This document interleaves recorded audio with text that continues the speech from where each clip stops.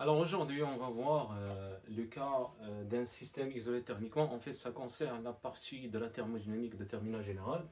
Alors, donc, si le système est isolé thermiquement, cela veut dire que la variation de l'énergie interne, qui en C égale à la chaleur échangée avec le milieu extérieur.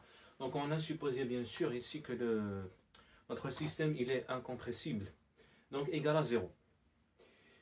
Égal à zéro car pas d'échange de chaleur avec le milieu extérieur puisqu'on a dit que c'est isolé thermiquement. Donc on peut réaliser ça avec une paroi adiabatique. Donc on va considérer que notre système c'est un corps 1 et un corps 2. Ça peut être n'importe quel corps. Ça peut être ici de l'acier avec du fer, de la glace avec du fer par exemple, ainsi de suite.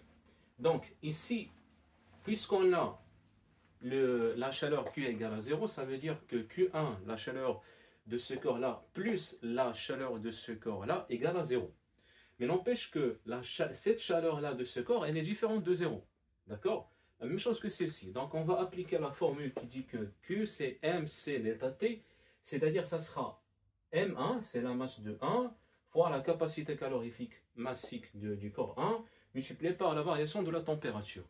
Alors, à l'état initial, on va supposer que le corps 1 possède une température T1 qu'on va noter par T1 et il va arriver à une température T finale qu'on peut appeler aussi la température d'équilibre. Donc ça sera M1C1 facteur de TF moins T1. La même chose pour le corps 2, ça sera M2C2 fois TF moins T2. Et tout ça égale à 0. Alors l'objectif, ça sera de trouver la température finale. Alors qu'est-ce qu'on va faire? On va développer l'expression, donc on fait M1C1 fois TF, moins M1C1 fois T1, plus M2C2 fois TF, moins M2C2 T2. Donc tout ça égale à 0. Alors moi, ce qui m'intéresse, c'est la température, c'est cette température finale. Donc après, je factorise par TF, donc TF facteur de M1C1 plus M2C2 égale. Donc je prends cette partie, je la mets ici, ça devient plus. Donc ça sera M1C1T1 et après je prends cette partie-là, je la mets ici, ça va faire M2C2T2. Et finalement la température finale, ça sera M1C1T1 plus M2C2T2 sur M1C1M2C2.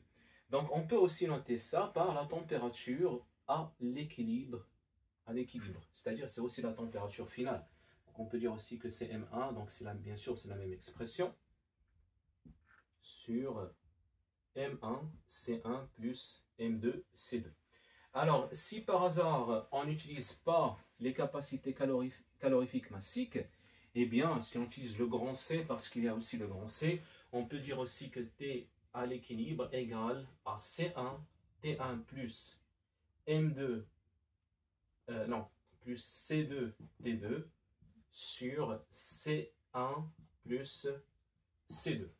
Avec CC, la différence c'est que ici, c'est pas massique, c'est juste capacité calorifique tout court.